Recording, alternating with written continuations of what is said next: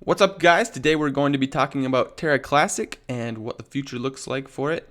I'm going to give a price prediction, and then we're going to talk about the launch of Terra 2.0. Should you buy? When should you buy? And how you could make a lot of money with this launch. All right. So first off, Terra Classic. So this is Terra Classic. And question is Terra Classic dead now that we've moved to Terra 2.0?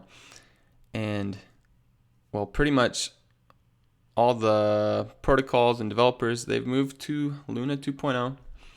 So is Terra Classic dead? Well, in that sense, yes.